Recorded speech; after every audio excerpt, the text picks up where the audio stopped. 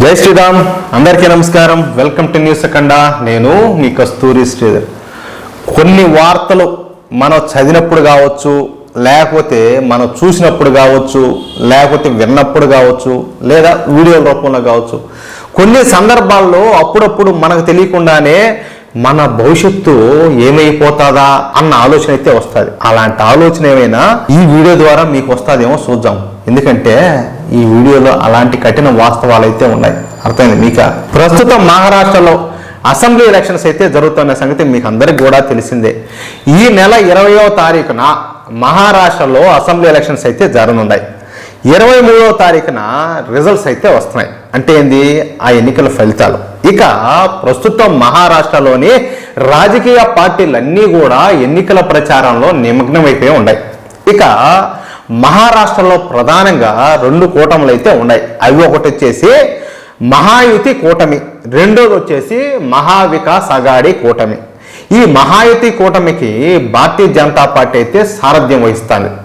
ఈ మహాయుతి కూటమిలో బీజేపీతో పాటు, అంటే భారతీయ జనతా పార్టీతో పాటు ఏక్నాథ్ షిండే శివసేన, అజిత్ పవార్ ఎన్సీపీ పార్టీలు అయితే ఉన్నాయి. అంటే ఈ మహాయుతి కూటమిని మనకు అర్థమయ్యే భాషలో చెప్పాలంటే ఇది ఎన్డీఏ కూటమి అన్నమాట. అర్థమైంది మీకు?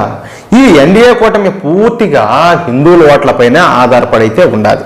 ఇక రెండవది వచ్చేసి మహావికాస్ అఘాడీ కూటమి.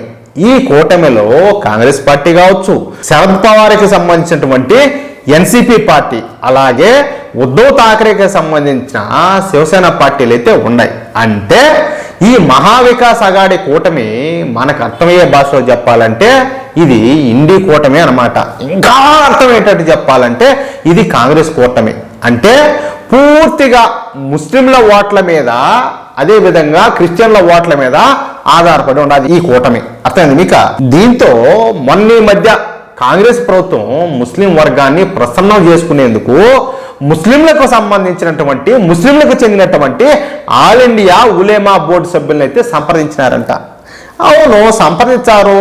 వాళ్ళ ఓటు బ్యాంక్ వాళ్ళు, వాళ్ళ బలం వాళ్ళు, దాంట్లో ఏంది తప్పు అని చెప్పి మీరు అనుకోవచ్చు. మీకు అర్థమయ్యేటట్టే చెప్తాలే. మహారాష్ట్రలో ఈ ఆల్ ఇండియా ఉలేమా బోర్డు చాలా పవర్ఫుల్ అన్నమాట. అంటే మహారాష్ట్రలో ఉన్నటువంటి దర్గాలు, మసీదులు, ముల్లాల పైన ఈ ఆల్ ఇండియా ఉలేమా బోర్డుకు మంచి గట్టి పట్టున్నారు. వీళ్ళు ఎవరికి ఓటేయమని చెప్తే ఈ ముస్లింలందరూ కూడా వాళ్ళకే ఓటేస్తారు.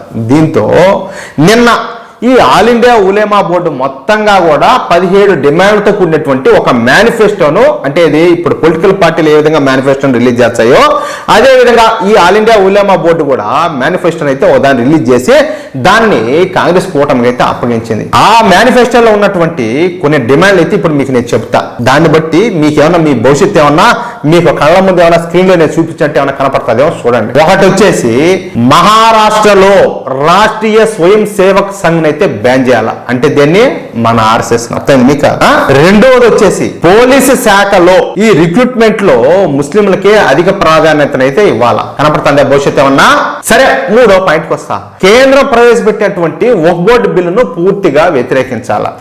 4వ పాయింట్, ముస్లింలకు మిగతా వాటిలన్నింటిలో కూడా పక్కన పెట్టి 10% రిజర్వేషన్లు అయితే కల్పించాలి. సరే, 5వ పాయింట్, మహారాష్ట్ర వక్ఫ్ బోర్డుకు 1000 కోట్ల రూపాయల సాయం చేయాలి. ఎవరికే? మహారాష్ట్ర వక్ఫ్ బోర్డుకు. ఇప్పటికే వాళ్ళ దగ్గర లక్షల కోట్ల ఆస్తులు, లక్షల కోట్ల ఉండాలి. అయినప్పటికీ 1000 కోట్ల రూపాయల సాయం చేయాలి. సరే, ఇంక 6వ పాయింట్కి వచ్చా. 1992లో, ఇది కీలకమైన పాయింట్, ప్రతి ఒక్కరైనా జాగ్రత్తగా. 1992లో ముంబైలో జరిగినటువంటి బాంబు పేలుళ్లకు పాల్పడినటువంటి తీవ్రవాదులందరినీ కూడా విడిచిపెట్టాల. ఏం చేయడం కోసం? సరే, మీ ఆలోచనకు వదిలేస్తున్నాలే. అంటే వాళ్లకు క్షమాభిక్ష పెట్టాలన్నమాట.